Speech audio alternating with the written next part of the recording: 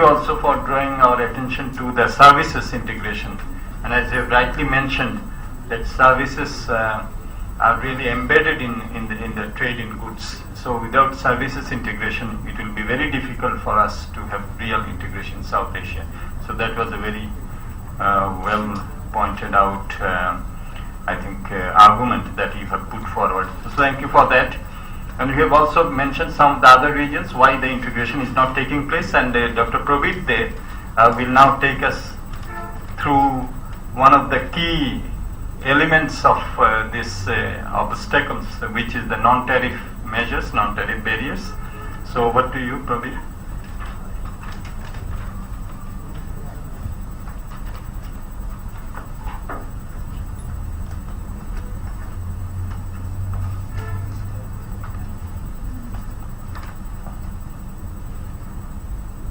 As I said, Dr. Prabir is professor at Research and Information Systems, a leading think tank in New Delhi, and one of the leading experts in regional integration. Thank you, sir, and grateful to Sanem for the invitation. And always coming to Dhaka and Bangladesh, it is a great learning for me. The takeaway, apart from the discussion, what I will be taking away, many things, but the one I must tell that the teamwork, which when I go to Delhi, I feel that I lack in teamwork, but when I come to Bangladesh or in Colombo, or where I see what is the teamwork is called, everybody is working to make this event very successful. So grateful to Sanem team and everybody for making it a very, very vibrant event. So coming back to my own presentations, continuing to what Professor Saman Kelegama said, most of his points very relevant.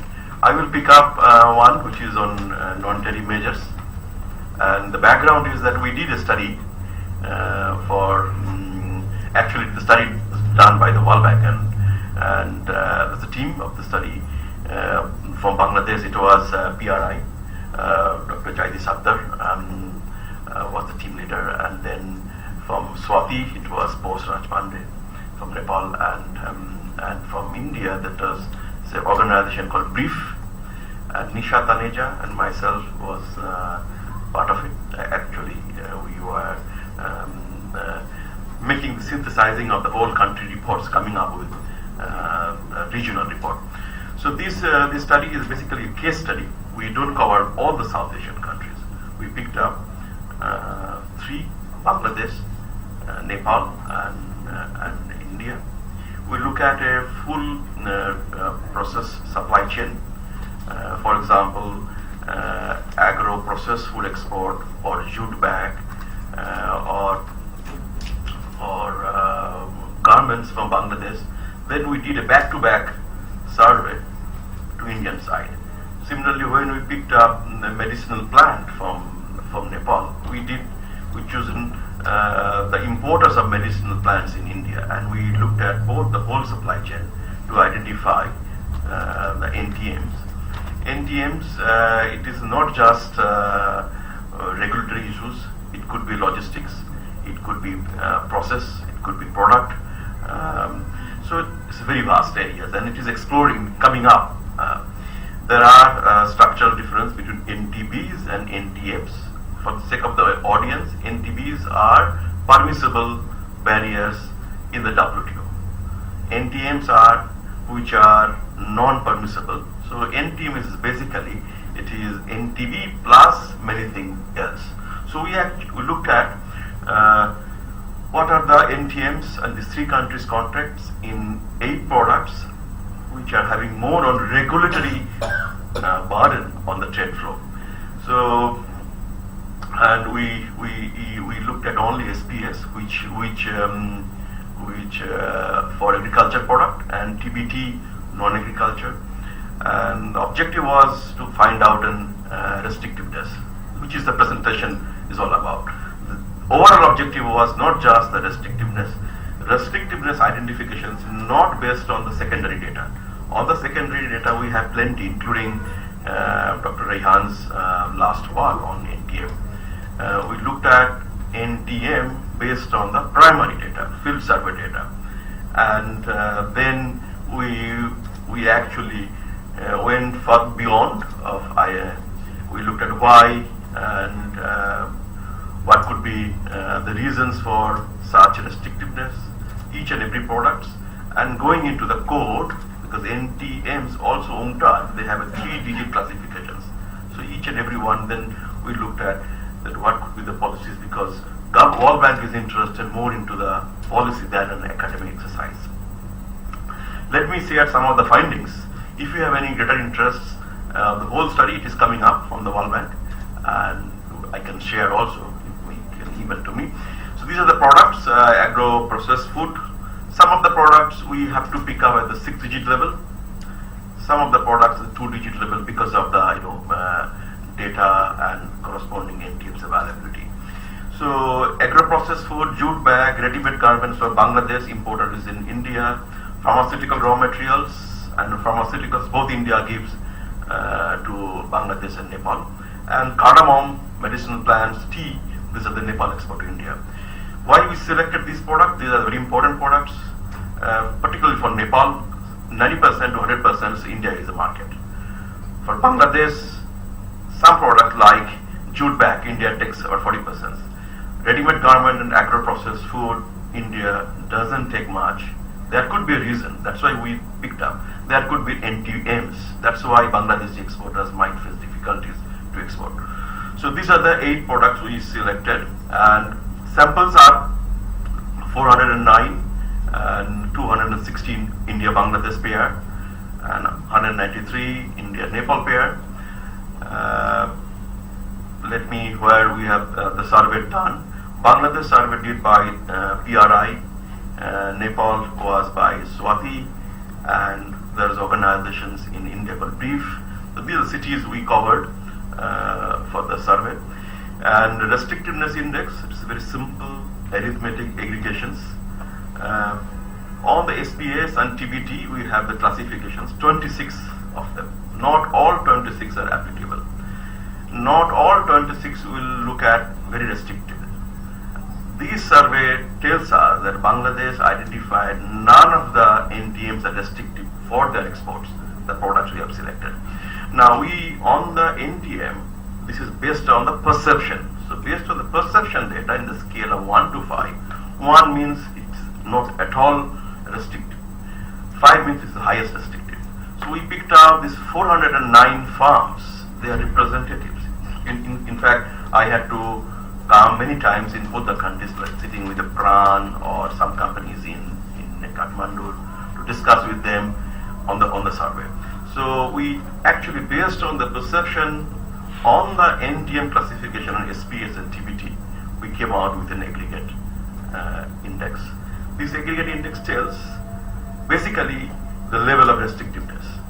And I don't think you need any explanations about the formula. It is very simple. It is the aggregation of farm across the NTM, for example, SPS classifications, 26, and then sum over all the units that I have picked up. And what are the aggregate barriers, SPS and TBT we seen? These are basically on the conformity assessment, food standards, safety, because health concern. By the way, these are not all are trade prohibitory. Results of our regression tells some of them are actually facilitating trade. For example, on SPS, we have clubbed on 8 categories, so also in the TBT, but 26 coming in 8, there are methodology we followed, which are available on the text. Let me present you the restrictiveness score. You cannot just compare, there are usual many disclaimers. You cannot compare with this with Oliver Carrot or any UNCTAD studies, which they are very frequently coming up their ranking. Our purpose is not put any ranking or anything. It is to look at, dig why so much restrictiveness are there and come out with the regulatory aspects. So when it comes to the import flow, NTM is then again the importer side, but we also looked at an exporter side as well, because countries who export, exporting regulatory authorities, they also impose some of the restrictions. We will come. So we look at both export side, import side. Import side, who are becoming at the top, which is basically the Nepal, and it is product-wise they are the highest, restrictive country is here Nepal. If India exports pharmaceutical products, Nepal has many such kind of restrictions. The least is the India as an importer, and when Nepal is export tea. And very quickly, why it is so not so many restrictions. Textbook will tell you some different stories, but survey tells us it is Nepalese tea gardens. They just hand it over the packaged tea to a company called Tata, Lipton, Brook Bond, and they sell it all over the world as the Indian tea. And so that's why there is no much restrictions which we found. Now come to about export. Now when the exporters is Nepal, importer is India tea, but Nepal has some kind of a restrictions by itself. Testings, food testings, whether iron ore mixed with the tea leaves, those kind of testings has been done at Calcutta Central Food Laboratory. But those, they say, the exporters of Nepal, not at all a barrier because the process has been made very simple.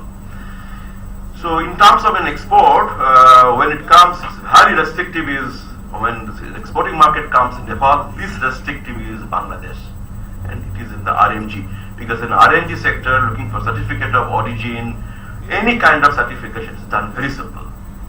There was a test called azotized test, who are the exporters of garments. It used to be a big problem 4 or 5 years back in exporting in the Indian market. But when we interviewed here, they said this is not more a problem for Bangladeshi exporters, because certificates, the standard organizations in India, they acknowledge given by the BSTI. So those kind of cooperation between the standard organizations, Indian and Bangladesh, has been done. So that's why this has been facilitated. Time was up for 3 minutes. I will just now wind up. Now you may also like to know that product-wise NTMs applied. On TBT and SPS, what we count in case of cardamom, medicinal plant, tea, pharmaceuticals. See, countries have so many NTMs they have covered, and they don't want to reform it. It is the kind of things that are happening time and again, because changing this is required amendment, lawmaking. You have to come from a status quo to so officials, they don't want to change it. So the huge number of NTMs are in the regions. This is the numbers notified to the WTO and already in force. Now, last part that we need to see that the kind of the relationships. So we found that labeling in Nepal, marking requirements. Labeling means when any importing country asks some special labeling in case Nepal is sending tea, special labeling will be done. Marking means pharmaceutical drugs. They have to be special marking that it is a drug, you handle it carefully. Inspection requirement is required. And so those things are very important in case of Bangladesh, marking requirements in India. So these are negatively affecting in the regulation, it comes out. Some of the NTMs are actually facilitating and positive relations we found. That certification requirement, export of jute bag from Bangladesh, certification requirement made in Bangladesh, that stamp. And then India insisted that it has to be. The reason is the West Bengal government, because they want they are jute makers. If there is so this story you can do in tea break, but all I say that there are some NTMs which are positively relating. One is the certification requirement, another is the packaging requirement. Most restrictive NTMs, this may not match with Dr. Rayhan's study. So between Nepal and India, we found the testing requirement and certification requirements both are common in the Nepal and India case. Difference is that inspection requirement in Nepal and authorization requirement and product registration requirements, India insists all the time. Product has to be registered before you export. Last slide. I the first 3 points is a kind of repetition, and so I'm not going to read it out. Kind of what my recommendation would be from this short piece of study and paper is that regulatory convergence across products and countries required. Not all the NTMs are prohibitory, but regulatory environment, these 3 countries, huge dispersions. So there is a scope. There should be kind of a convergence. Maybe the countries they can look at either by legislations or by reform or by cooperation among the 3 countries. So thank you, sir. And I crossed the time. I'm sorry. Thank you, Prabir. That was an excellent presentation dealing with one of the last frontiers in South Asia. We are trying to deal with the tariff barriers, but the non-tariff barriers and the NTMs and the trade facilitation issues are still remaining to be very important. And thank you for some of the suggestions. I think that the regulatory convergence suggestion is very important. And we also have in Dhaka the SAARC Regional Standardization Organization. So we think that we can also go for mutual recognition agreements also in order to deal with some of those issues. Thank you so much. So we now have the third presentation by Dr. Sandeep Kaur Bhatia. She is Assistant Professor at the Center for Economic Studies, Central University of Punjab, and she will talk on the potentials, whether we have been able to exploit the full potentials of SAFTA. Okay, thank you. Very good evening to all of you. First of all, I want to thank you, Sanam, to invite me here. It is really a great opportunity to be part of this Sanam conference. Now, first of all, now come to my discussion topic. The discussion topic is: has Bangladesh's trade potential explored in SAFTA? Evidence from gravity model. This my presentation will speak on Bangladesh's trade potential along with the analysis of some variables as well as sensitive list pruning. Regionalism is not a new concept. After the GATT Article 24 has given a birth of a regional trade agreements at a very faster speed, and the 3 waves have come up.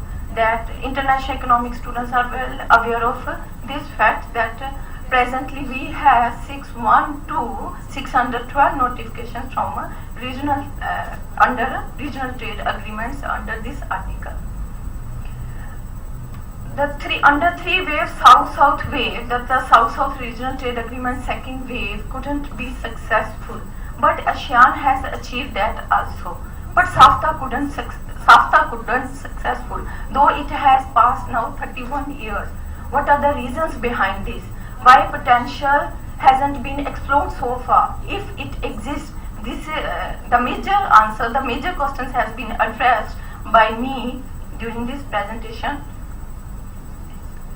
Now, first of all, look at the trends of the regional trade agreements in Asia. Presently, we have 61 notifications as well as passed out regional trade agreements at various stages. That is a bilateral, plurilateral, as well as country RTAs. And 34 notification has been received but are on the stage of passing out. And SAFTA is one of that. That means South-South regional trade agreements are at a very higher level and have been grown at a very higher level. The intra-trade, the main success of any region trade bloc has been seen from the intra-trade share. And if you look at these shares, European unions have a 2-digit. Now that is more than 50%, 61.8. NAFTA is 48.5. That is under North-North regional blocks, and under South-South regional blocks, if you will see ASEAN's figure that are 2 digits, that is a 26%. But SAFTA's position is only 5.8 at a very single digit. And why so low? After 1995 to 2012, still it is under a single digit and lying between 5.1 to 5.8. you want to see the SAARC's picture, SAARC has a 25% of world population, but their share is in GDP was merely 5.74%. India is known as the strongest economy in terms of FDI, GDP, population, exports, imports, and other economies are known as poor economies or mediocre economies as compared to India. And the journey of SAARC to SAFTA, that is the SAARC has been framed in 1985 when their earlier motto was to achieve economic integration as well as some social agendas, just like to end up with terrorism. But after that, economic integration has been boosted through SAFTA that has been passed into 1995. SAFTA has been framed into 2006 and it has implemented. Now SAFTA's second stage has also been gone. Now looking into the trends of the SAFTA, first of all, trade intensity index, which is known as how much trade is attached with the other economies of one of the member nations with the other nations. Heavy dependence on one or two markets. It means that Bangladesh maximum trade intensity with the presently Bhutan and Bhutan with the Bangladesh, not much with the other economies. Similarly, India with Nepal and Nepal with India. So one or two member nations is a trade is going, not with all the economies. This is also a major bottleneck of a SAARC economy. And now the production structure of the SAARC economy. One bottleneck is yes, they are putting a very low trade. How? That means with only one member nation. Look at this structure of the SAARC countries. It's a production structure. Earlier was these all economies are agrarian based economy. This is also a major hurdle of a growth of intra-trade. Now they all shifted to services oriented economies, and most of the economies have a more than 50% share in services. And this lack of complementarity in production, in SAARC nation is also one of the hurdle for the growth of intra-trade. The Balasa's index revealed comparative advantage. It speaks about whether a country has advantage in some commodities or not. And now under different sections, under SITC revisions, more than 1,000 commodities, all SAARC nations have a revealed comparative advantage in the same number of commodity and in the same number of sections, just like food and live animals as well as miscellaneous manufactured articles. This is again major hurdle. How can be both exporter and importer for the same commodities? And among SAARC nations, now Bangladesh has constituted the major share in manufactured products. Similarly, other SAARC nations have also a major share in manufactured products. Regional trade agreements nowadays can be successful trade agreements if most of the regional trade agreements don't overlap each other. Just like Bhagwati's statements, Pagati Bhav, if it is a hurdle, then that trade block cannot be successful. Therefore, that question is also coming into my mind. Maybe this is the one of the reason, and I tried to frame Pagati Bhav, and you can see that it is not a overlapping trade agreement. Regional block, it is not a overlapping. India has made a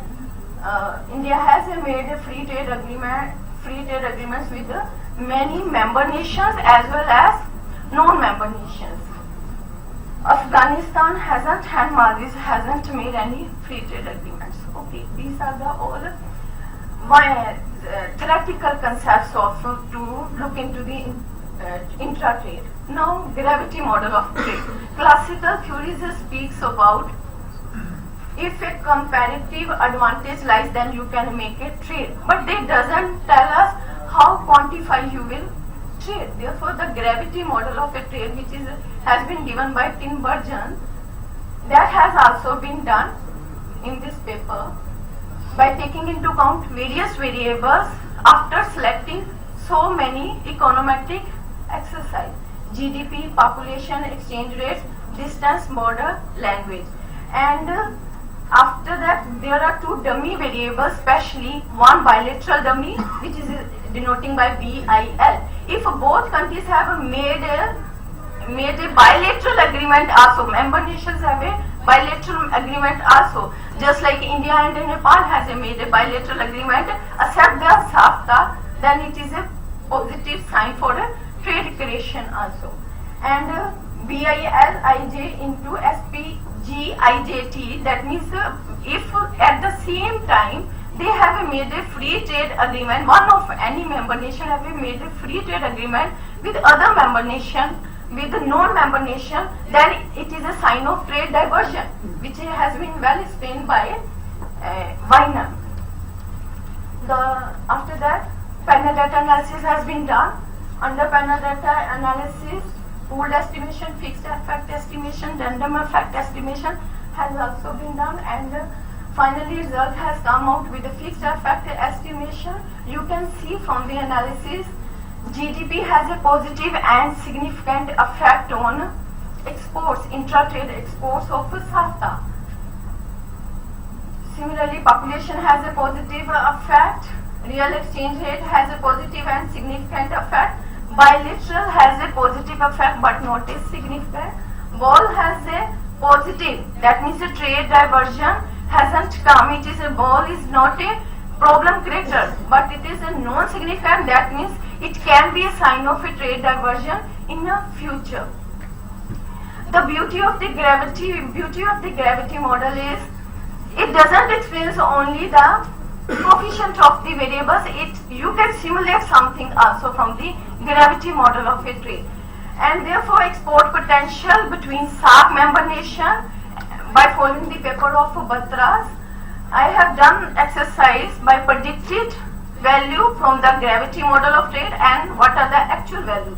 You can see from the red figures, Bangladesh's export potential hasn't been explored with Pakistan, but most of these SAARC nations potential has been explored. You can see from the negative sign.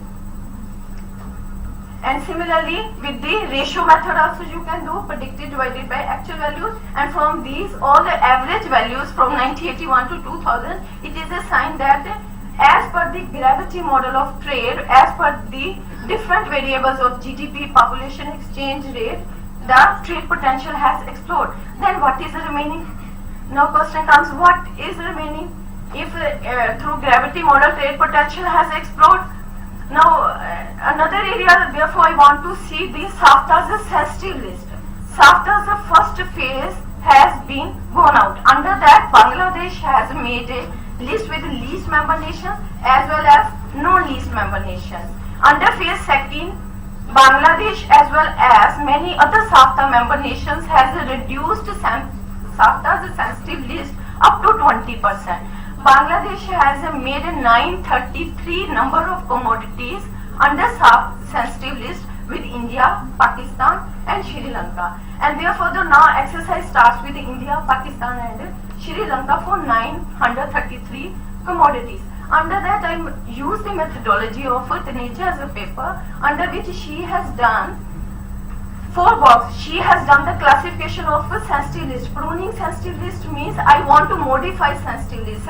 Pruning sensitive list means there are the number of commodities where I have to put the tariff. I means Bangladesh has to put the tariff line with the other nations, and how it can be rectified, how it can be decreased. Category 1, when Bangladesh and has a more competitive advantage, but other nation, that means its trade partner has less, that can also be gone down, that means that can also be deleted from the sensitive list. Similarly, in category 2, it is a more than greater than 1, that can also be gone down, because both countries have a greater advantage. Why? What is the fund to put into the sensitive list? Similarly, under category 3, one is both having a less than 1, then also that should be deleted from the sensitive list. And under category 4, where exporting country have a more advantage, exporting country has a more advantage, but Bangladesh hasn't. That you can be put. And because its exercise starts for 993 number of commodity for 2011, under that you can see only last line you can see 46 number of commodities out of 993 commodities can be put into the sensitive list. And similarly Bangladesh with Pakistan can put only 12 number of commodities, and with Sri Lanka 8 number of commodities. In this exercise, the commodities which haven't been exported, that has also been deleted, and the commodities which has been reserved in small scale industries, that has also been deleted. More than that, Bangladesh has made a textile ready-made garment items under duty-free access with India and Sri Lanka also. And if you will look under that also, 4 boxes have been made, and it is a good that Bangladesh has an advantage in 7 number of commodities under textile items, but Bangladesh hasn't put under a sensitive list. It is a good exercise for the Bangladesh. Lastly, I just want to say that Bangladesh, the growth of intra-regional trade depends upon how to increase the intra-trade. Now everyone is talking about the value chain. It is better that if we will think about regional value chain, that means the South Asia value chain. But there is a need a uniform and common step without political bottlenecks and without political conflicts. Only then growth of intra-SAARC trade has been gone up. Though there is the existence of a large amount of potential in a trade. Thank you very much. Thank you, Dr. Bhatia. That was an excellent presentation. So I think that the gravity model exercise throws a lot of insights, but we also know some of its limitations. I think the discussants may take up those. And with regard to the pruning of the sensitivity, this is the 2011 one that you have exercised, but I think following that there has been at least one round of pruning, so we can also discuss that.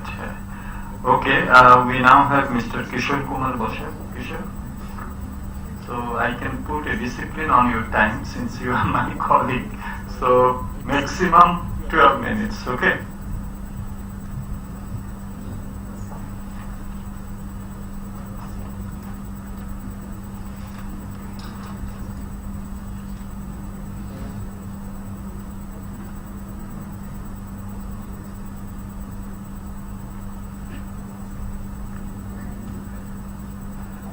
Thank you, Chair.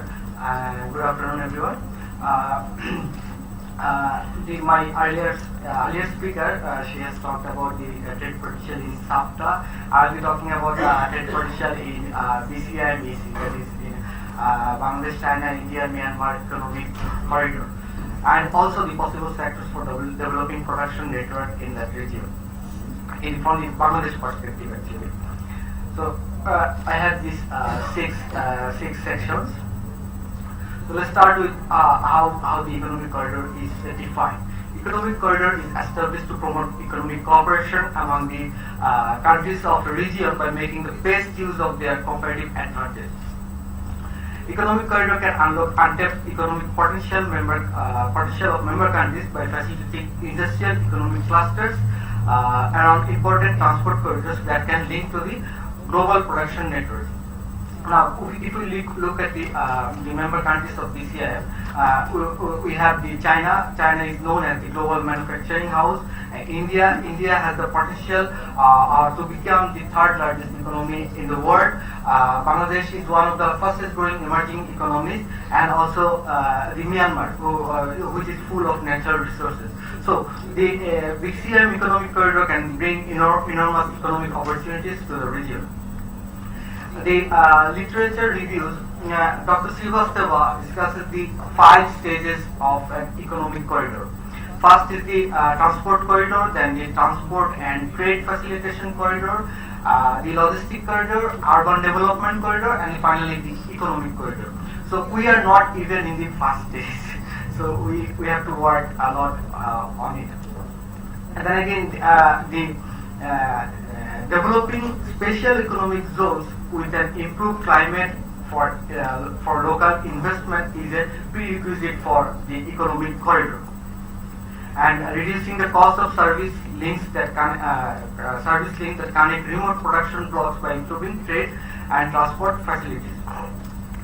Then again, the network that maps both the vertical and the production network is defined as the both the vertical and the horizontal linkages between the economic actors. The range of production network is not limited to only one product. Rather, it links various productions horizontally. This is a flowchart of the production network for developing a production network. Here it says this was taken from Dr. Coyle. It says that the a production network in a region depends on two factors mainly, which is one is the regional institutions and other is the regional assets. So regional institutions are the government agencies, labor organizations, business associations, and the assets are the technology organizations and territories. But there is a thing that trade barriers are the major bottlenecks for developing production network in a region. But Professor Rahman already said that the higher is the trade, the lower is the trade barriers. So let's talk with the trends of trade among the BCIM countries.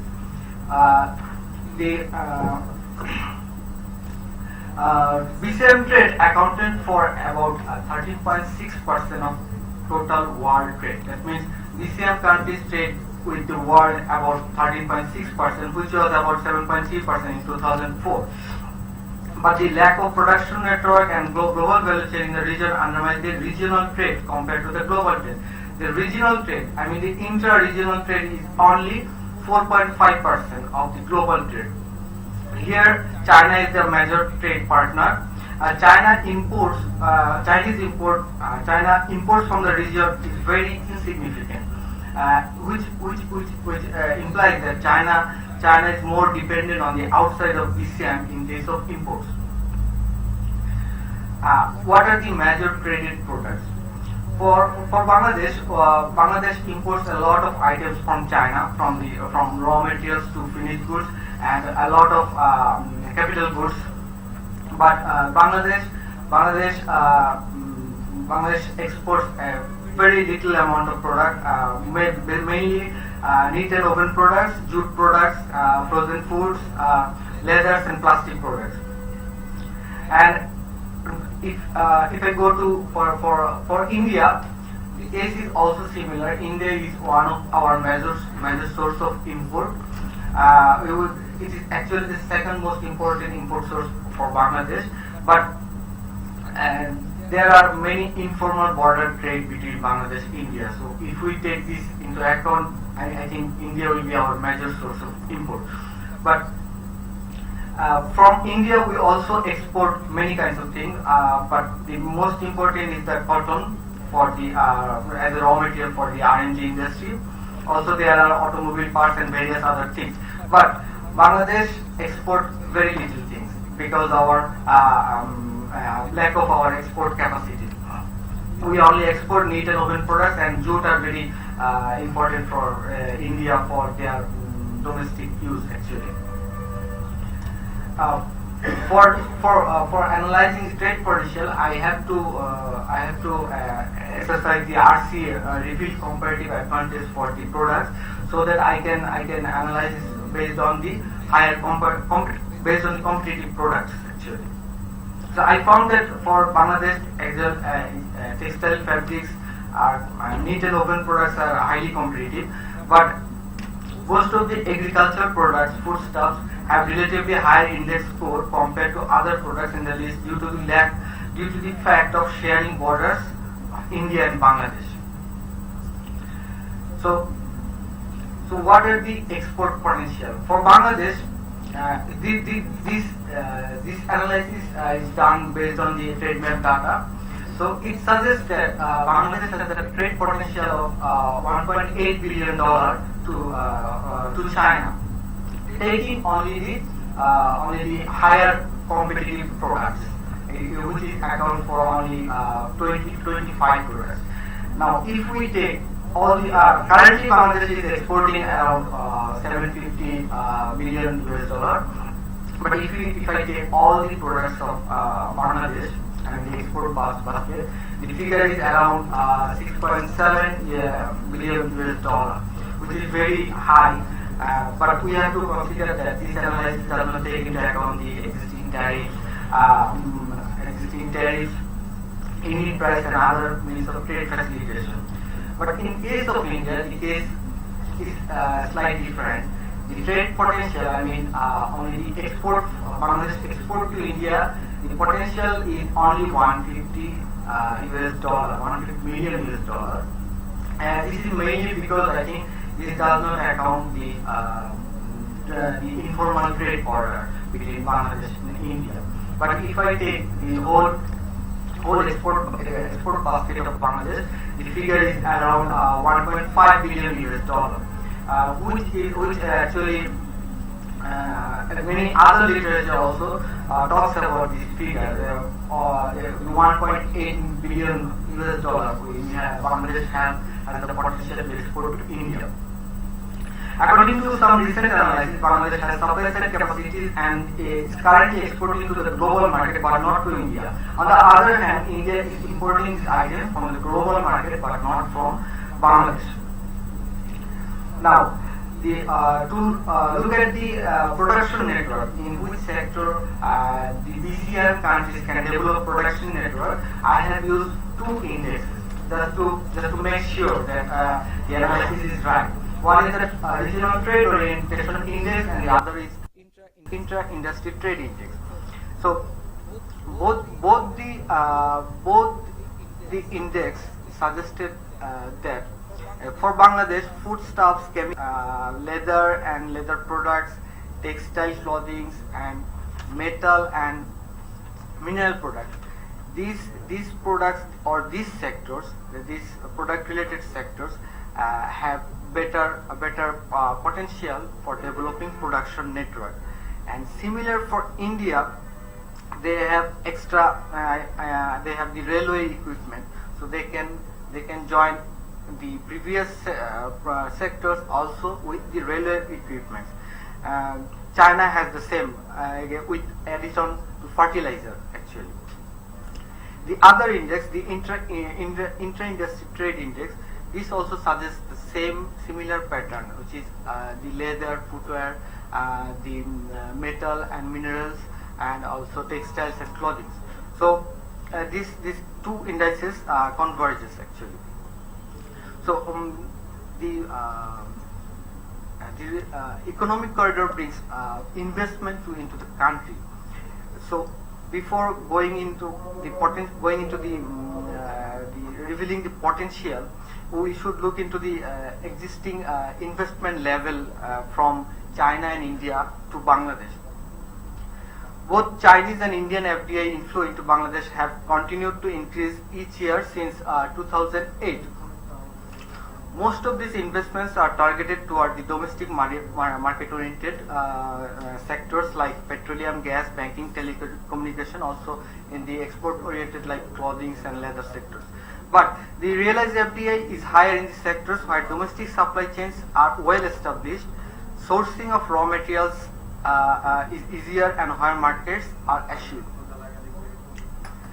Despite of having competitive advantage in many potential sectors, Bangladesh has performed very poorly in attracting FDI from the BCIM region, mostly because lack of infrastructure development and also lack of effective production network in the region. But major advantage for Bangladesh is the affordable labor market and market access opportunity to the outside world. Again, we have to consider that due to high labor cost, China will push the low-end manufacturing industries to spread over the other neighboring Asian countries. So Bangladesh has the opportunity to take this advantage. And so I'll talk about the major challenges for developing economic corridor or the production network in the economic corridor. Kishore, 2 minutes. For the region, I have these 3 challenges. I found these 3 challenges. One is the slow implementation progress. The implementation of BCIM economic corridor, as we know, is very slow. So we have to make it expedited. And the connectivity is also poor. The railway connectivity all the member countries have to develop their existing railway and road connectivity. Lack of trade facilitation and trade services in the border areas like Bangladesh and Northeast India, and Myanmar and India. And the challenges for Bangladesh is first to develop the special economic zones. Because in order to create a production network, it is important to have a special economic zone, and it is important for Bangladesh to finish setting up economic zones, SEZs, before the corridor commences. And the second is the infrastructure support, and also third is the improvement of border ports. The physical infrastructure of border ports for hassle-free movement of goods across the border is required, and also the automation of border ports, availability of mechanical unloading, better loading and unloading facility, cargo clearance facilities, etc. This is my last slide, the concluding remarks. So the opportunity is huge for Bangladesh under the BCIM EC, but we have to consider that individual economic gains are dependent on how well the member countries are connected in the region with sufficient infrastructure support. Connectivity and infrastructure support will lead to develop effective production network in the region. Currently, traditional inter-industry trade is more dominant in the region than intra-industry trade.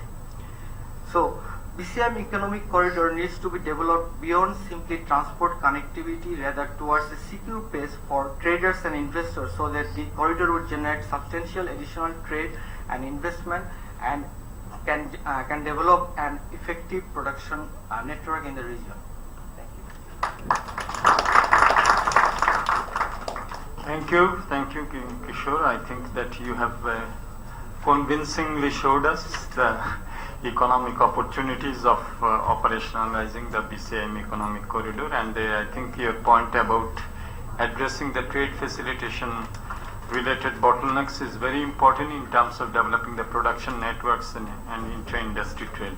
So that was very good. So we now have 2 discussants. Moazzem, have you made any division of labor or no division of labor? Okay. So I think they will they will focus on perhaps each of them will focus on all the 4 papers, which will be might be very time consuming, but you are free to do that, but you have only 8 minutes. Okay. Yeah, 8 minutes each.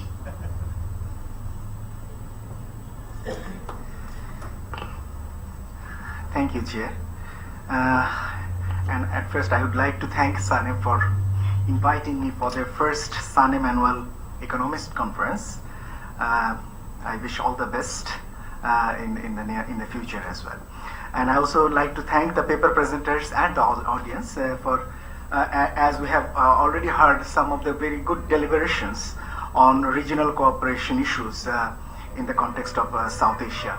And if you have noticed that the deliberations mainly highlighted some of the structural issues of South Asian cooperation as done by Professor Dr. Saman Kelegama, what are the challenges and the possible opportunities, then some specific issues like non-tariff measures, how to deal with that, and also the trade potential analysis done by Dr. Bhatia, and some future directions of South Asian cooperation beyond South Asia, means BCIM economic corridor like that. But what I like to mention at first is that in fact South Asia is well researched. Since the economic cooperation starts in 1985, lots of research has been carried out. So it is always challenging for the new researchers to add value. So that is that need to actually take into account by the researchers. But I'd like to thank all the presenters, and some of are very respected and my seniors. they all have added value in their presentations in today's deliberations. Some have approached some new concepts in the method part. Some have highlighted some new issues. So that is well appreciated. But what I like to expect, particularly for the young researchers, is to do some extensive literature review at first. That could actually give you the highlights that till how long the research has already been carried out, and where to find out the new research questions, whether it's in the methodology or in the value added or in the in terms of doing new research or not. And that I like to expect both to Dr. Bhatia and Mr. Kishore, that the literature review should have to be much more extensive, specific issues, so that they could get much more interesting research questions to highlight.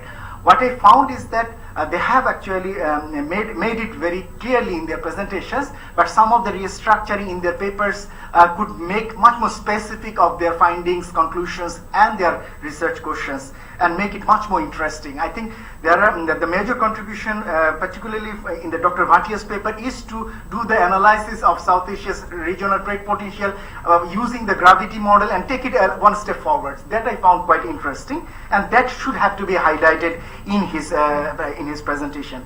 And the same is for the Kishore to approach how the region could actually look into the newer front of regional cooperation in the coming days. As Dr. Saman mentioned in his paper, he just raised the newer dimension of South Asian region.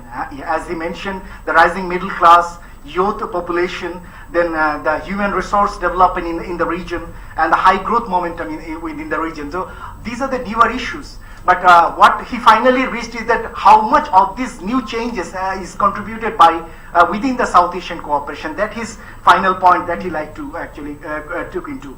And he rightly mentioned about the impediments, challenges in the front of trade and investment issues, and the newer development as it is happened in the SARC institutional process, and the limitations there, what he mentioned. Just I want to add three points here, is that while we mention about India's investment is not being attracted much to the in the South Asian region, one reason particularly because that the type of investment India is outward investment from India is more like efficiency seeking, as he mentioned, and that part is not yet fully ready in this part. Where South Asia is ready, Indian investors are not ready to invest within the region. Let me give you one specific example that I earlier shared in other discussions, is that while Bangladesh received lots of investment in textile sector from China, from Korea, and from other countries, but not so much investment on the textiles coming from India, where India has already have a much more competitive advantage is that. So it is another thing to look into, that how much the Indian investors consider to invest beyond their local market. So that is an issue of comparative advantage and disadvantage to go beyond their country. So that also an issue to look at. So it is not always accepted that the domestic business environment is not ready, but as we see that other investors from other countries are actually investing here. So that is an issue to look at. So another issue for South Asian countries to invest within the region is that their capital account is not yet fully open. Even for the investment at a limited scale is also not being encouraged much, except in India and partly from Pakistan, but not other countries have not yet been actually opened up their capital account. I am not actually thinking that all countries are in a position to opening up their capital account to encourage outward investment, but some source of a mechanism to be think of that how the regional investors other than India and Pakistan could be attracted and to be invited to invest in other countries, and their local authorities will give them the permission. And what I found finally is that some way South Asian economic institutions in the regional corporate institutions becoming lag behind, fall behind than other regional initiatives and approach. And he just lastly mentioned that South Asia Development Fund has not yet been fully flourished and development. Let we have to suggest that why not we use the Asian Infrastructure Investment Bank, as it is already have made some good progress in that. So it is unfortunate that South Asia within itself has not, its institutions and mechanisms has not yet been actually developed much, and others institutions, other mechanisms are actually coming forward, and that is also reflected in the global value chain approach, servicification approach, and South Asian countries are much more closely involved beyond South Asia than compared to that within the region. So that is an important thing to actually look into. Regarding Dr. Prabir's paper, I think that is a very interesting paper, a new approach to calculate and estimate the non-tariff measures using the perception-based data in an indexing process. Just to give one point that I think Dr. Prabir may consider regarding the perception issue in both sides. When you ask an exporter of Bangladesh to export in India of ready-made garments, and he may not found it much more compulsive to export more in India compared to that of export to South Asian region, particularly in the other countries. What I like to raise here is that maybe the importers and the exporters side, their level of perception will depend on how much they are actually feel pressure of both sides market to use, or both sides sources to be used. And that may have some reflection in their perception level in different kinds of various kinds of non-tariff measures issue.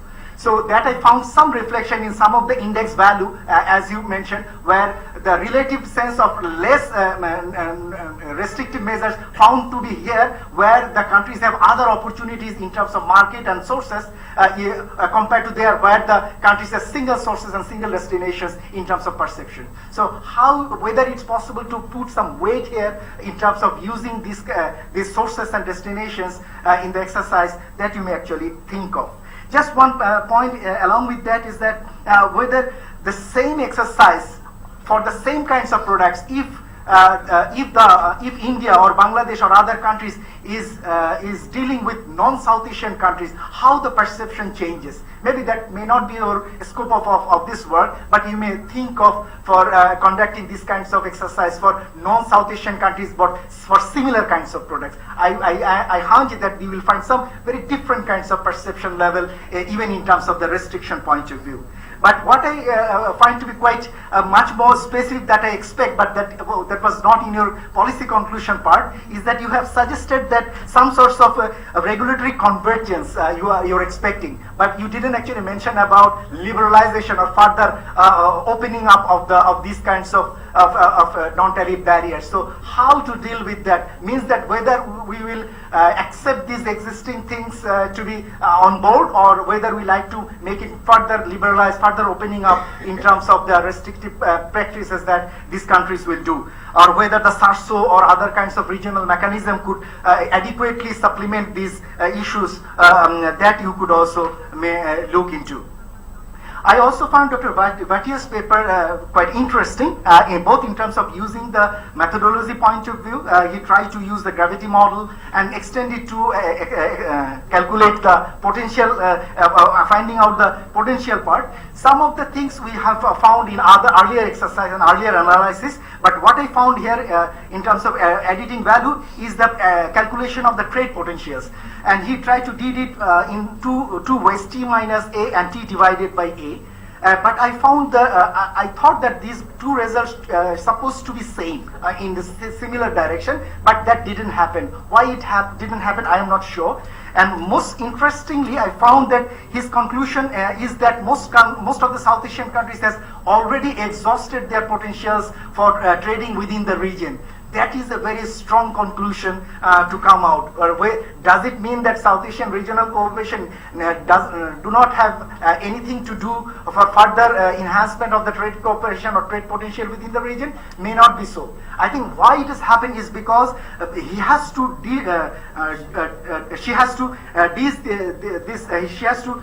do this exercise based on some quite strong conclusion, strong assumptions, like that she has to consider the sensitive list as it is. She has to consider the trade cost that in the future to be the same as it is now. He has to consider the size of the GDP to be at the same growth level as it is now. And she didn't actually consider that whether the inter-regional investment in the future will expand or not, or whether it will be the same static level as it is now. So I think those kinds of things, if it is being adopted, may give you a rather more what is called the more optimistic results in this part. And regarding the Taneja method that you have used for this analysis for pruning, I think for in the case of Bangladesh, the same exercise, Ms. Taneja, Dr. Taneja and myself have done this exercise together. For Bangladesh, we have done an our paper published in South Asia Economic Journal. So what we did in case of Bangladesh is that Bangladesh's point of view, another two issues are very important. One is that revenue issue, you have mentioned it. Another issue is related to the domestic industries restrictiveness or protection issue. Those two issues need to take into account. Unfortunately, the exercise, this RCA or ECA cannot capture these two issues adequately. So particularly for the export-oriented part, domestic industries may not be export-oriented, maybe non-tradable products they are, but their interests are very important from political point of view for the government. So how to use those two issues together is also an important thing to look at, which you may actually consult with our paper if you are interested to. Finally, Kishore's paper I found a little bit forward-looking from the BCIM region point of view, trade potential within India, China, and particularly India, China's trade potential, Bangladesh's trade potential and investment potential with these two countries, and he did it using some exercise, inter-industry trade index, then identify the indicative trade potential. But my specific point to Kishore is that how this exercise is related to economic corridor, because this exercise could be meant for anything. Maybe it is for bilateral, is also for the same, or it is for regional cooperation, sub-regional cooperation of these four countries could be the same. So you like to link it with economic corridor. That linkage need to be established through this exercise. So how this investment and the trade part, as you have rightly fine, so need to extend it, the economic corridor exercise as you initially mentioned. So that linkage is necessary in the final part of your paper.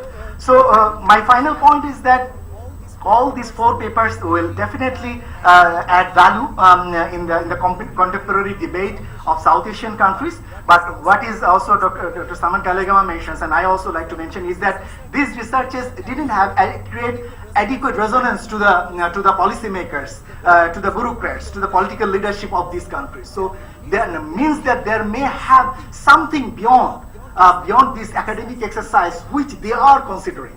So what are those points?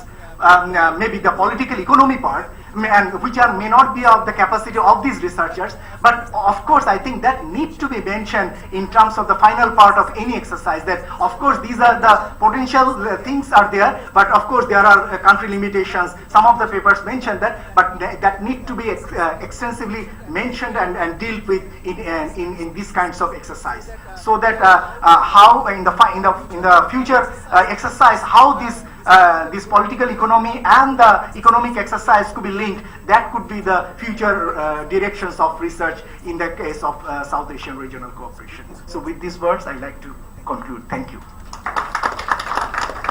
Thank you, Dr. Moazzem. I think those are very insightful comments, and all the authors will benefit from those.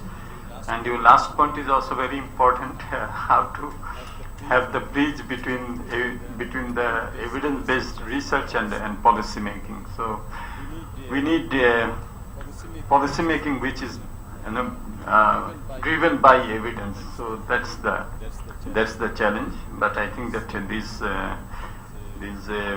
research will provide a lot of inputs for the policymakers. But the challenge remains how to take them to the policymakers. Okay, Dr. Atiq. Yeah, I think I will start from here. Without introduction, but I'd like to thank Sanem for inviting me. I think for long I am just away from this sort of research. So this seminar, the last 4 papers, and particularly the discussion by Dr. Golam Moazzem. I mean, it's helped me to revisit my past knowledge in this field. So I don't know how much I can help in commenting those. Let me start with Professor Dr. Kelegama's paper. The title of the paper was Prospect and Challenges of South Asian Trade, or something like that. It was the title. So in the title it was missed the achievement, what happened so far. But within the paper I have seen, he has mentioned a lot on achievement, what had been done here. Actually, all there is, from this presentation you can see, there may not be much complementarities among these countries. But I see this 4 paper has good deal of complementarities. If we read these 4 papers together, we have a good ideas about this regional trade. First one covered the overall prospects of South Asian trade. Second one on monetary barrier. Third one on inter-SAARC trade and how to enhance the trade further. And last one is the regional corridor, enhancing regional investment, etc. So it's a comprehensive coverage.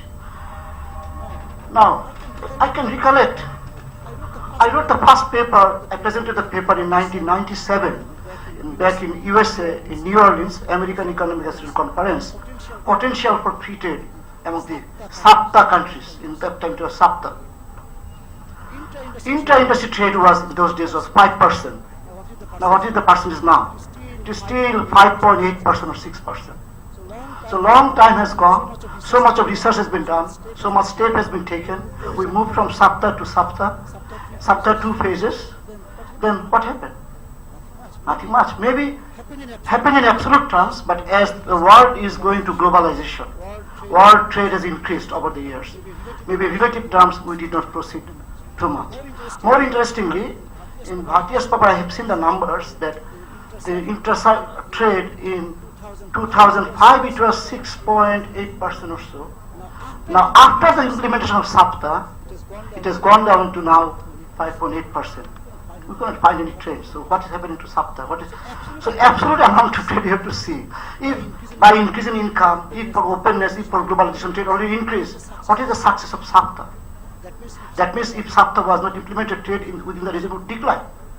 We should think about it. Main reason probably because of the lack of complementarity. I mean, RC analysis, gravity model analysis, all this, in kind of some static framework. In this static framework, we do not see much on the trade creation prospect. With this, I'll come to some of the issues, dynamic issues later on, but about the papers. Some of the papers I see here. My next, Dr. Bhatia, he or she, Dr. Moazzem mistaken. Dr. Moazzem, I can see in the last 10 years his high growth of knowledge and research, inquisitiveness and research perceptions, everything. I had some chance to work with Dr. Moazzem long before, some 10 years back or so. So his mental and his research capabilities increased a lot, but he was blind to distinguish between he and she. But that's she. Anyway, but I have some comment about her paper, because that paper is close in terms of some of my past results. I'll not cover all this today. I'll just cover one thing, the gravity model. Dr. Mustafizur already mentioned that gravity model has a lot of limitations. You should know this and carefully, judiciously apply this gravity model. To my understanding that you used data from 81 to I think 2012 or 13 for these 5 or 6 countries and pooled together and did some fixed effect model regression in terms of housemate test. You rejected the other test and accepted the fixed effect model. Okay, econometric is number games, but you see the SAFTA, look at the stages. I don't find any logical reasoning to pool all these data together. The trade situation in 1981 and trade situation in 2015 should not be driven by same dynamics, because over there a lot of changes occurred. Or at least we have to identify what changes has occurred over the years. So putting all this in same model is not the right one. You can include either time dummies, or at least you can include 2 dummies. one for before SAFTA, after SAFTA, and after SAFTA. So you could distinguish between in terms of dummy variables at least, so that you can see whether dummies are positive, whether SAFTA actually increased your trade or not, or SAFTA increased your trade or not. You could, by the sign of the SAFTA dummy, you can examine that. I think that can input value, add value to your paper. Second point is, when you estimate this, you want to predict the trade potential out of gravity model. You are using these countries and you are trying to generate trade potential from this model. I think this is a methodological weakness here. You should calculate the gravity model using as many countries as possible, at least with the developing countries, so that how income differential, population differential, this differential, the exchange rate affect trade, and where do our trade stands. So we are comparing Bangladesh with SAARC. So what is the Bangladesh positions among the SAARC average? What is the India's position among the SAARC average? That is not the useful way to find the trade potential. So if you can do the estimate the general gravity model for this region, taking all the countries of the world and see where the predicted trade and actual trade, I think you can get unbiased results. This is definitely some bias depending on whether our trade is downward biased or our trade is upward biased. Third point about the gravity model is I think Dr. Golam already mentioned this point. You did two approach, P minus T approach and P minus A, right? Predicted minus actual, predicted by actual trade model. These two should give you similar results, but we see different results, so that is also remain unexplained. About the Dr. Prabir's paper, I think the right one is outlined by Dr. Moazzem. I was not finding the version of paper that I got through email.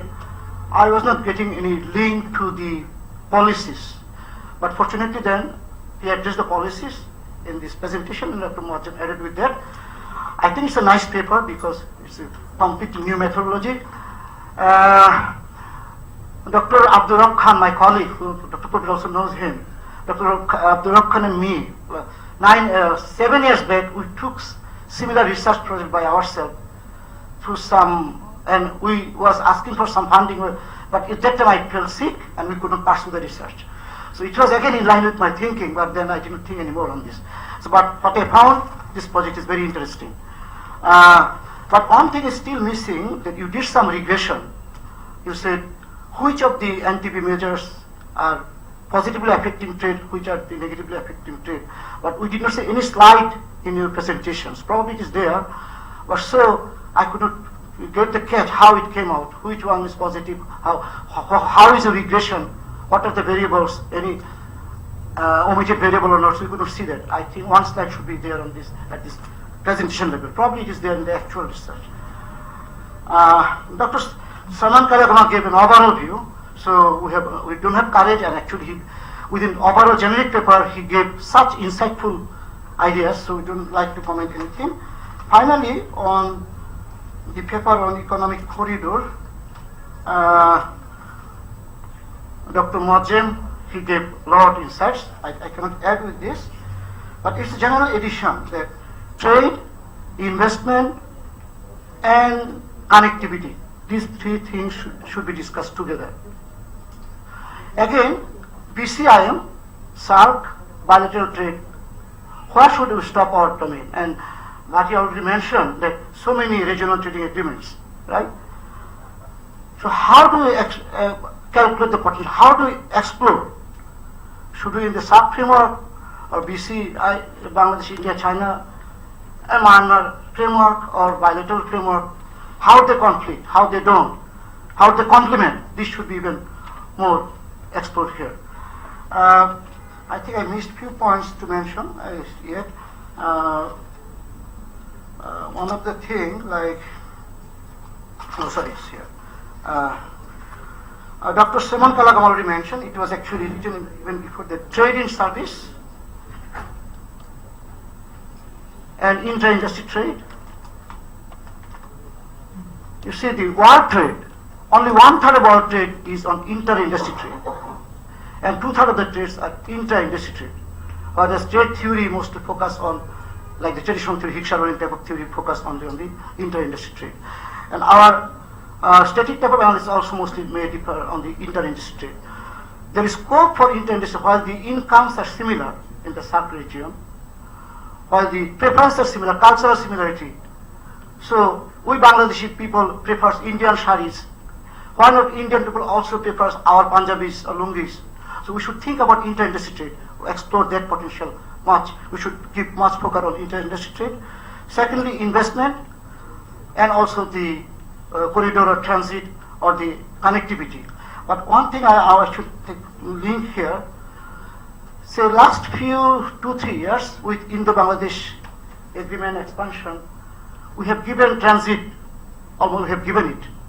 But I don't know what is the gain of this transit to Bangladesh economy. There may be many other dynamic gains associated with this. But look at the static term. We have a huge market in the northeastern India's northern states. But if now India can transport their goods with a lower transport cost to the northeastern part, then we will lose our market. We will lose our market for soups and other markets, chanachors, biscuit soups, and the things which we export to this Assam and Meghalaya, those states. So we should also see the negative aspect of these connectivities. We shouldn't just the positive ones, also see the negative ones, and in net what happens there. Finally, for trading, service and others, our mindset should be changed. I was trying to visit India with my families, then I give up my idea. You understand why? The visa situation. So our government should open up this mind in the name of security. Whenever I go to India for some seminar, I didn't come back without any word without security. Security, security, security. I cannot make simple trip to India for treatment or for some other reasons. So, I mean, trading, why not investment in tourism? We can think about investment in tourism and further investment in tourism, but then visa issues, this should be simplified. Trade facilitation, also people-to-people contract facilitation, this should need it also. I again thank all of you again for making contribution to all these 4 papers, and these 4 actually complements of thinking together. And I thank to Sanem to give me opportunity to rethink all these issues, which I almost forgot over the last 6, 7, 8 years. Thank you very much. Thank you, Dr. Atiq. Those were very helpful comments. You may have forgotten some of the data, but you haven't forgotten the methodology, so that is very helpful. So thank you. I would like to thank our 2 distinguished discussants. They have been very helpful in terms of adding value to what our 4 distinguished participants have presented. Now we have, I'm reduced it to now 10 minutes of open discussion. If you, yes, please.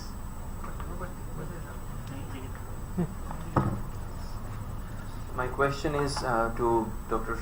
Could you please introduce yourself? Okay, I am Nahian from Department of Economics, University of Dhaka. I am still a 4th year student. My question is to Dr. Sandeep Kaur Bhatia. Ma'am, I am still a student, correct me if I am wrong.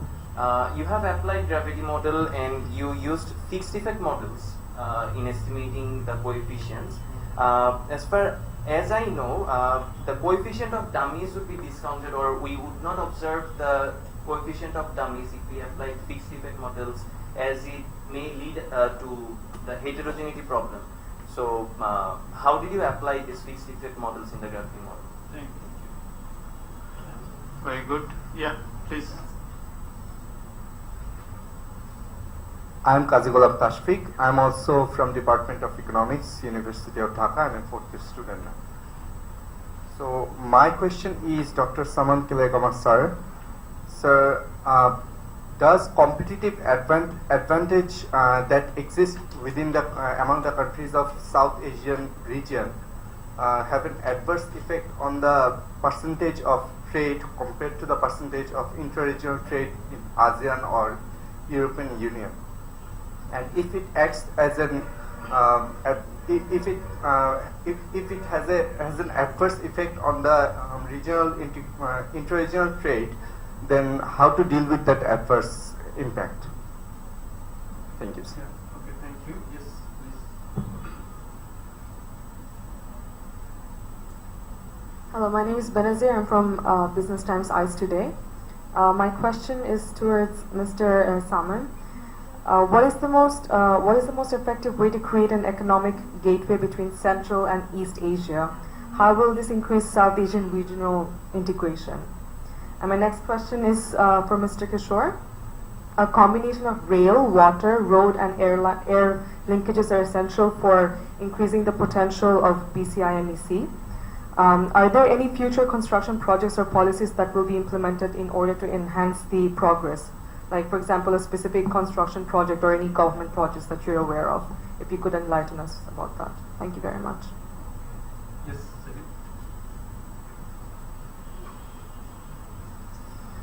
Thank you for very excellent presentations. I have one question to Dr. Prabir there. When we talk about NTMs in South Asia, a lot of the NTMs are related to different procedural obstacles also. Because you have NTM, which is probably legitimate, but at the procedural level, you have so many problems which then convert these NTMs into NTBs. The reason I'm saying, very recently I had the opportunity of actually using the database of a big survey conducted by ITC in the context of Bangladesh. More than 500 farms actually they covered, looking at both the export side and import side. And then a lot of these issues are actually, we found that these are related to procedural obstacles. So, and when you actually talk to the firms and when you talk to the businessman and try to understand these NTM issues from their perception, and then if you try to separate those perceptions, and to filter those perceptions and try to really get the reality, we'll find that actually many of these things are actually probably problems at home rather than problems abroad. So I think even those things, I think how do we look at that? Second thing, I just want to take this opportunity. I know Mr. Ambassador Sumith Nakandala, he will talk later. But BIMSTEC is an initiative, I think, in South Asia, and also connecting South Asia with East Asia. It has been initiative, but progress has not been that remarkable, or that we don't see that much progress. Why is that? But I can see this is a unique opportunity to connect South Asia with East Asia. So, if you can highlight some of these measures. And Dr. Kelegama, I really enjoyed your presentation. Thank you. Thank you. It's not working.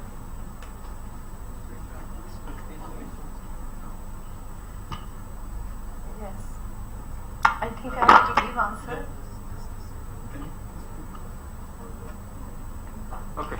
Thank you. I would like just to register my deep appreciation for all the questions, and particularly the students who have come up with very interesting questions. So I will give our four presenters I think 2 minutes is half a minute too much, but so 2 minutes. So Saman.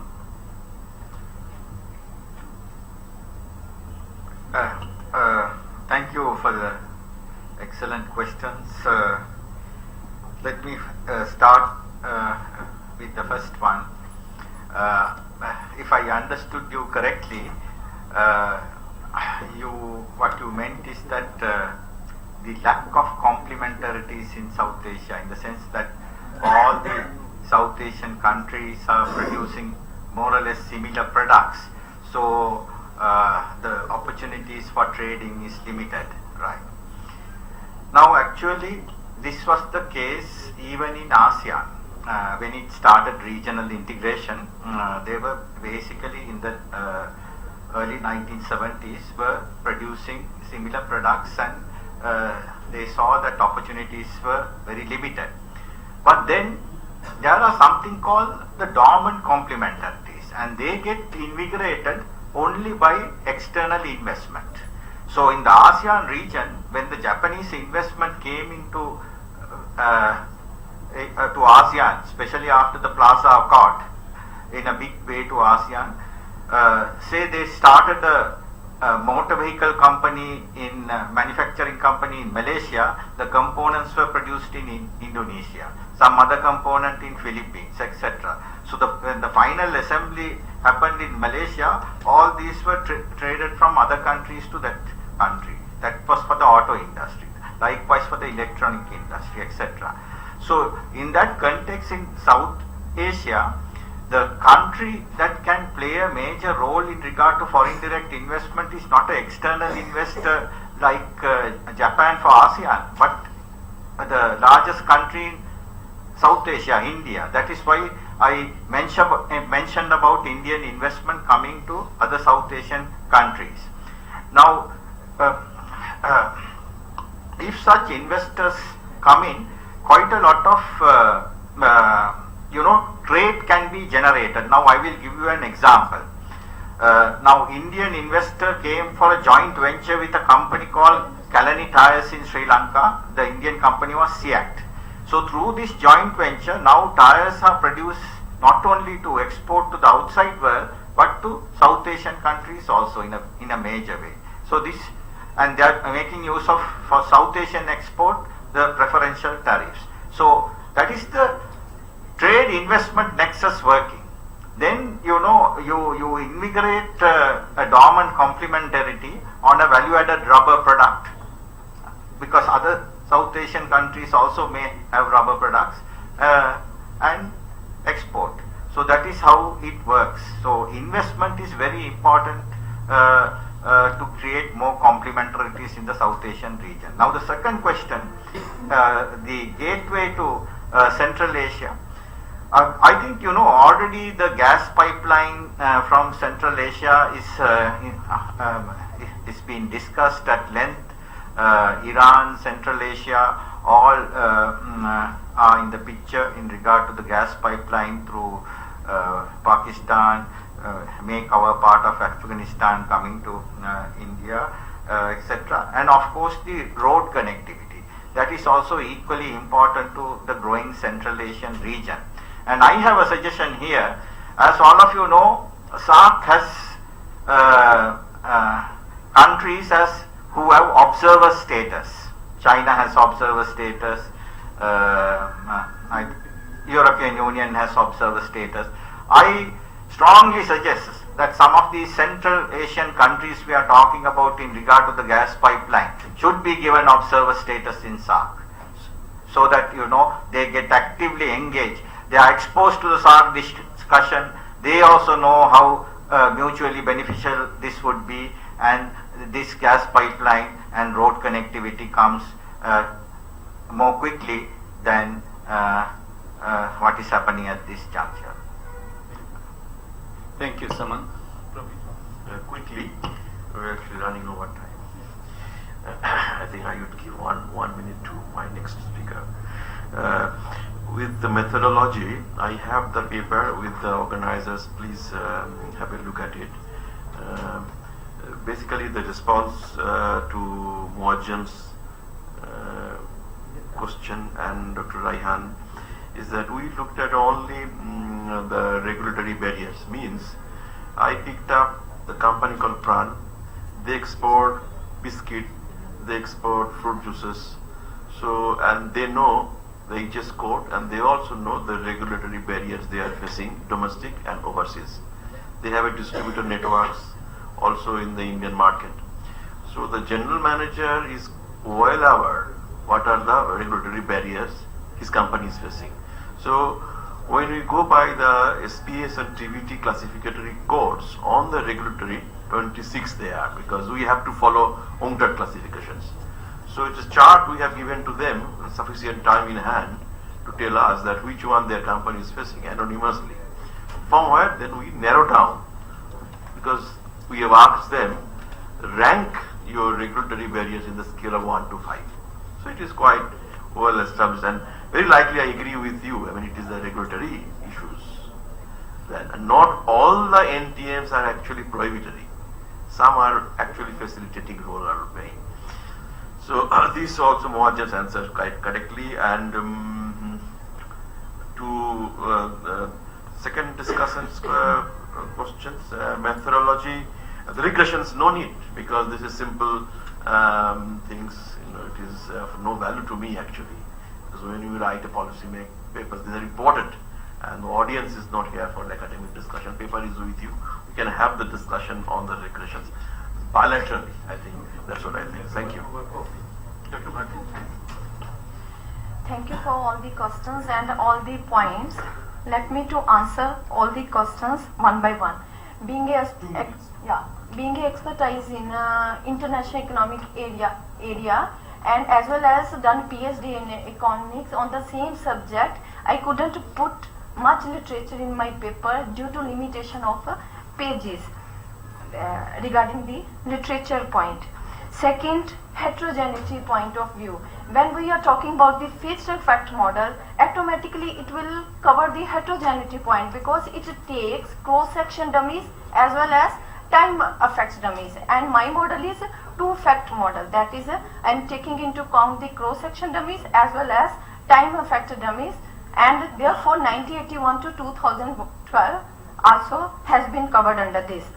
Regarding the diversion between P minus A and P over A, there is a difference between absolute measures formula and relative measure formula, and therefore the results are not the same.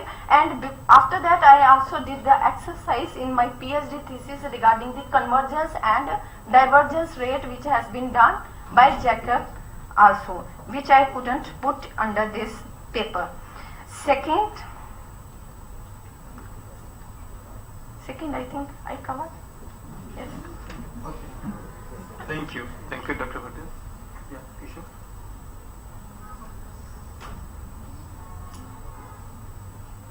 I'd like to thank both the discussants for their very nice comments and advice. I'd like to answer her question about the connectivity, roads and railroads. For the BCIM region, we have only covered only the roads section actually.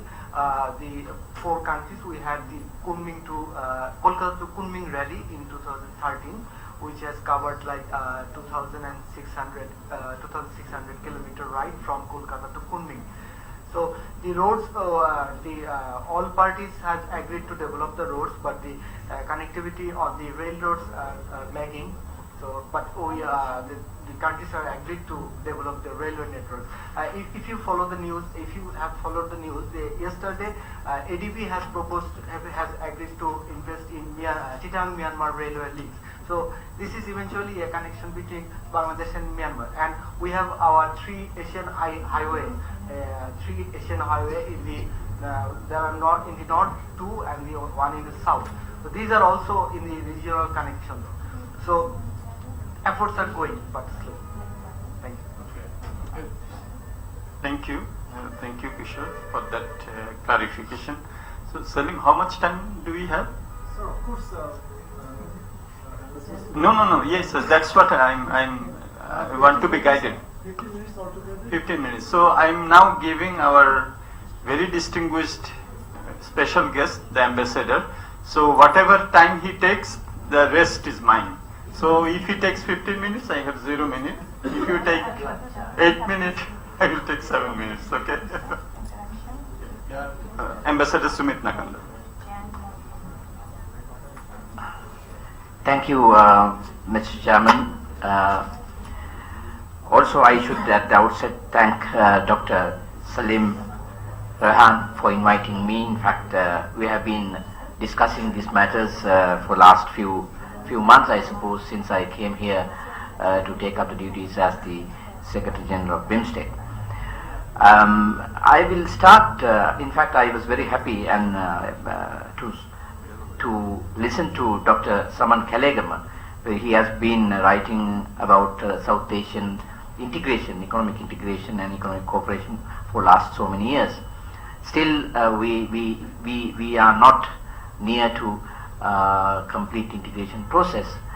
One of the things that I will come to Dr. Rahman's the issue that he has raised about BIMSTEC, but with the question is, within SAARC we have the Free Trade Area Agreement. Now the statistics that we have, the latest in 2013, intra-regional trade within SAARC was around 45 billion US dollars, whereas without FTA, intra-BIMSTEC trade was 77 billion US dollars. So there is some subtle message between these two. Now what should we do? And also, Dr. Kelegama's presentation, it was evident, he stated that intra-regional trade within SAARC as a world percentage is 5%. It is the, and in fact one of the other, Dr. Bhatia's presentation also, it varies from 5% to 5.8%. Whereas if you look at the intra-regional trade within BIMSTEC member states without FTA, it remains around 7% for last few years. So there are complementarities within BIMSTEC region. Now BIMSTEC has been it was established in 1997 with the India's look east policy as well as Thailand's look west policy. So these two foreign policy parameters, I think, converged at that point of time. There was an initial enthusiasm within BIMSTEC because apparently South Asian regional cooperation and regional integration was not moving as predicted. So largely India looked at the BIMSTEC as a possible integrator with the East Asian economies, because you can't simply get involved with ASEAN because ASEAN has passed number of steps towards East Asian economic community. So India and other member states like Sri Lanka, Bangladesh, earlier it was Bangladesh, India, Sri Lanka and Thailand, thought that the BIMSTEC can certainly be a link between South Asia and Southeast Asia. Now historically, this connection was there. Historically, this connection was there in time. I mean, going back to even prehistoric time, and later crossing the Bay of Bengal has been part of the historical process. So the cooperation and integration was there. We are not trying to reinvent something which was not there. What is important for us to realize now, why the economic integration is not taking place, because unlike SAARC, in BIMSTEC the concern and the discussion on economic cooperation started at an early stage, because BIMSTEC was established in 1997.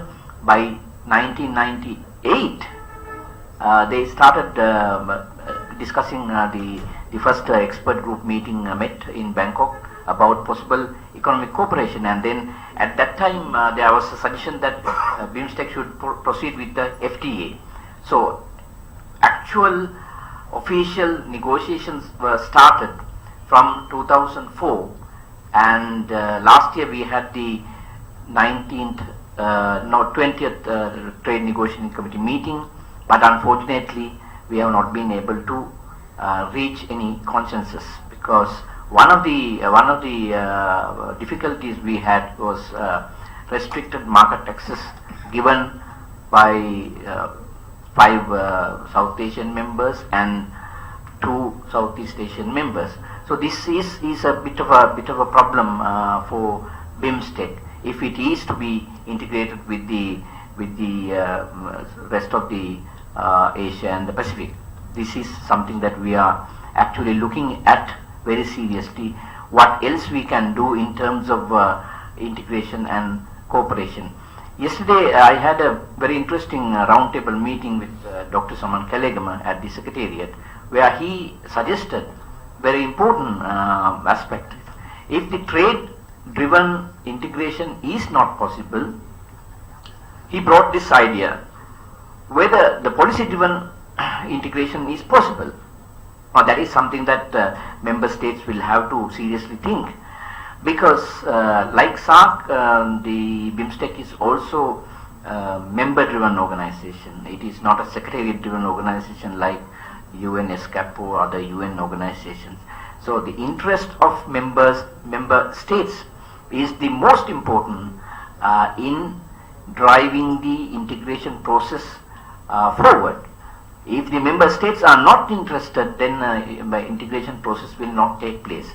Now, if you look at the history of basically history of regional organizations, now how many years European steel and coal community took into transform to a European Union, and the time taken for ASEAN to realize that trade integration, economic integration is a must and necessity. It took such a long period of time.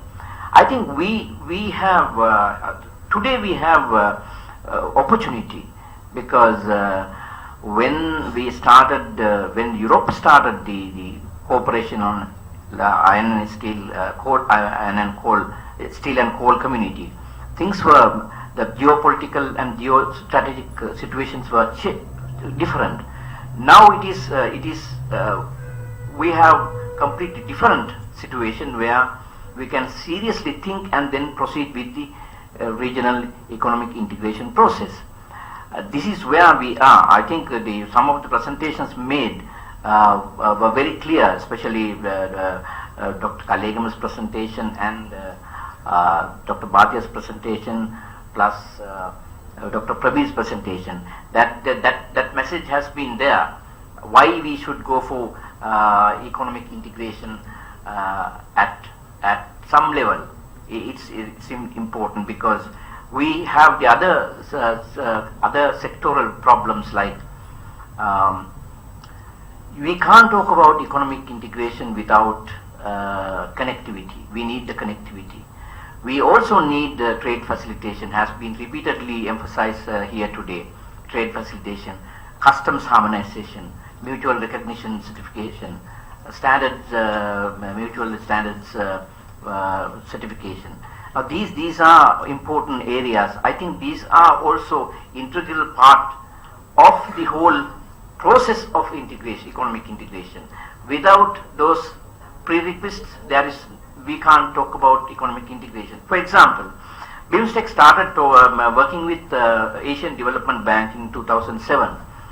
Now, ADB has come out with the BIMSTEC BIMSTEC Transport Infrastructure and Logistics Study, where we have identified 65 priority projects which will connect all the 7 BIMSTEC member states. Of course, Sri Lanka is a island, but we were talking about the air connectivity as well as maritime connectivity between Southeast Asia and South Asia. Now, this connectivity, we are emphasizing this connectivity because this connectivity will certainly promote greater trade, greater movement of people-to-people contacts, reviving cultural contacts. So this is how we need to look at the integration process from political economic approach. Now, like SAC, we also have sectoral cooperation. We have sectors like 14 sectors, from agriculture to fisheries to people-to-people contact and public health. Some of the sectors are not actually working. I have been trying to, since last 1.5 years, I have been trying to revive some of the sectoral cooperation areas. It's very difficult sometimes, because each sector is led by a member state.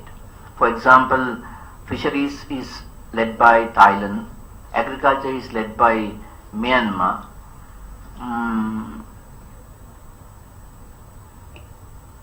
the other important sector is transport, is led by Bangladesh. But unfortunately, these sectors are not making any headway, any progress, because if you really want a sectoral cooperation, we need projects. Only through projects we can achieve sectoral cooperation, otherwise you can't do that. But fortunately, there is one sector which is really working in BIMSTEC, that is the counterterrorism and transnational crime.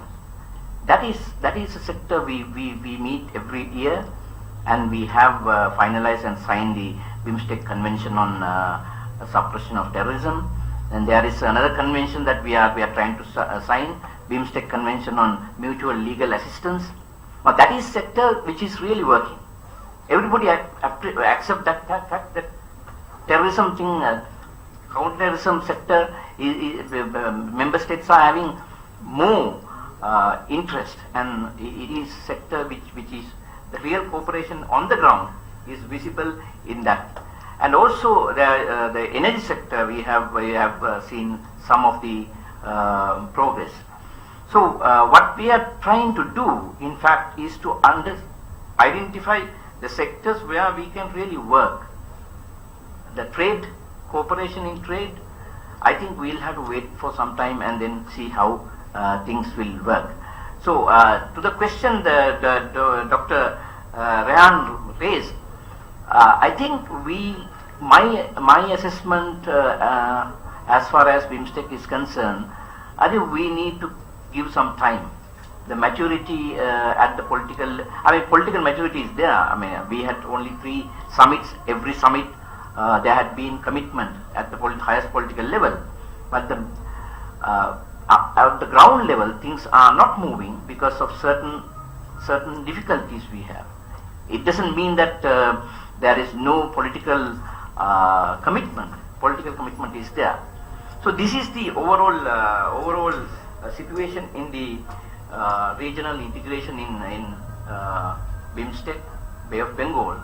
But I personally believe that greater economic integration in Bay of Bengal will come.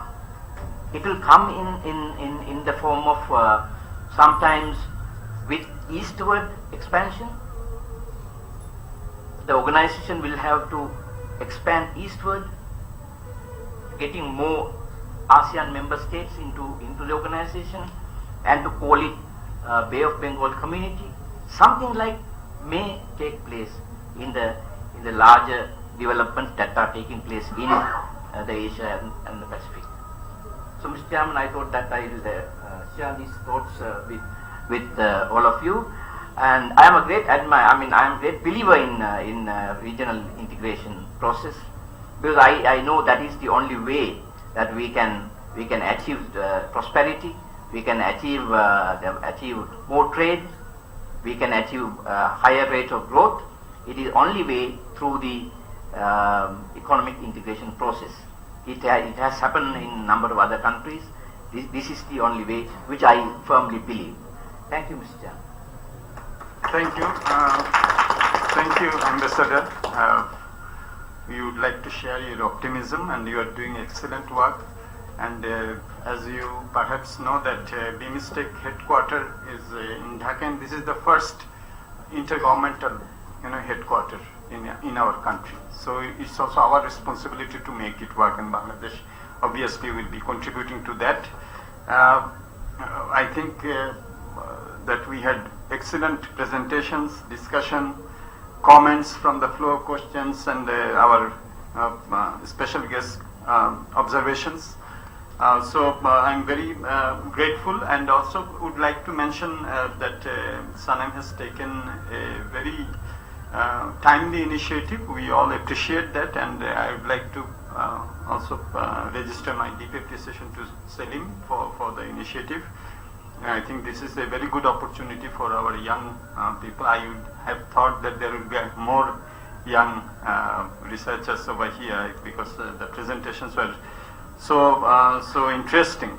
I myself was informed, educated, and also provoked. I must be honest. I'll just take a couple of minutes. I think first we should recognize that we have to conceptually distinguish between regionalism and regionalization. What we are talking about is policy-driven integration, you see. So when we talk about regionalization, it is market-driven, and we see that the inter-regional trade is 5% and 6%, it doesn't go beyond that. But if we are talking about regionalism, which is a conscious policy-driven process, you go from preferential trading arrangement to free trade area, then customs union, then common market, then economic union, then you are talking about policy-driven. And I would like to, because Dr. Atiq is not there, I would like to take his point as an example. He was making the point, do you remember? Recall that we should be very careful in order to give transit or connectivity to northeast region, because it is, then we lose our, our market. So this is where the problem is, because you see, take the evidence. What is Bangladesh's current export of this small amount of chips, juice to the northeast? Can someone tell me? It's $30 million. It is 1/10% of Bangladesh's total export. So what type of captive market are we talking about? Selling juice and chips to the northeast, and that is our captive market? I would have thought that if we help develop the northeast, then it becomes my captive market, because its purchasing power goes up. It will import not only chips and juice from Pran, but also cement, but also ready-made garments, but also other products that Bangladesh has. So I think that we have to have enlightened self-interest, you see. So I think that this conscious policy of regional integration should drive the policymakers and also the common citizens. So I might make that point. The second point is that we will have to remember that the trade in the South Asian region, particularly in the context of Bangladesh, 90% is based on land-based trade. And the land-based trade has some distinctive features from the port-based trade. So you will have long queues at the border if you don't have trade facilitation, if you don't have single window, if you don't have electronic data exchange, the cost of trade will be higher and you lose your comparative advantage. And someone was making a very good point, the dormant comparative advantage and how you translate those into actual comparative advantage. So I think that trade facilitation, connectivity is very important. I always say that there has to be, all the connectivities has to be together. Trade connectivity, transport connectivity, investment connectivity, people-to-people connectivity. You cannot really distinguish between them. These are all together. And if we have those, then the BCIM economic corridor that we are talking about, then the South Asian integration that we are talking about, we can take the advantage of those. So I think that will have to be given. The third point is that with regard to the trade, we often, I think only Kishore mentioned this, that we have to remember about the informal trade, and Saman mentioned about that GATS Mode 4 is the major type of services trade. But if you look at really the flow of people within the region, undocumented, I think GATS Mode 4, the movement of natural persons, is a major services trade within the region, but we don't capture it, So I think when we do the gravity model or we do this type of economic, I think we have to also at the same time go a bit beyond and see what are the informal trades that are taking place, what are the informal services trade that are taking place. Then you get a lot of insights also. The other point that I like to make, the last point, because the students are there, I think that one good way of doing, carrying out research is that when we are doing the gravity model exercises, if you can look at, for example, what was the state of trade in the year 2000 or 2005 and do the gravity model from that point and find out what are the possibilities that those models predict and what happened in the next 5 years or 10 years. You will see that there are a lot of differences that will happen, which means that the models are not being able to also capture some of the dormant possibilities which are there. You do a gravity model for the year 2000 and find out what those models predict in terms of some of those potential items of export potential. You will see that the next 5-10 years new products came up and your model could not predict those products. And there the policy driven incentives and incentivization, special economic zones, all these policy driven initiatives come in. So we can really translate the dormant comparative advantage in competitive advantage if we go for the policy driven initiative. So I think that we should have to keep in mind. But having said that, let me also once again thank our distinguished presenters, discussants, and our special guests, and particularly all of you who have shown very commendable resilience at this late hours to be with us. Thank you very much. Thank you, Sanem, once again. Thank you.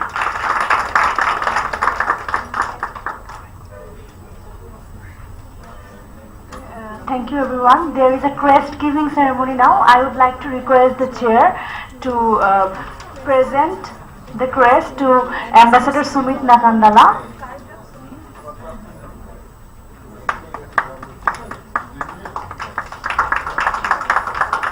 And now to Dr. Khondaker Golam Moazzem.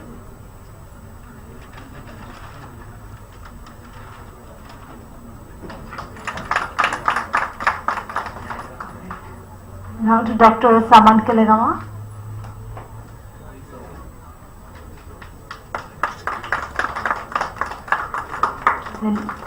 Then Dr. Prabir there.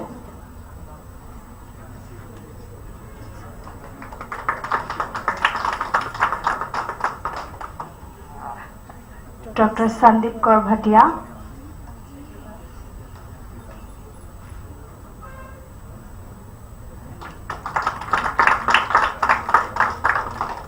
Mr. Kishore Kumar Basak.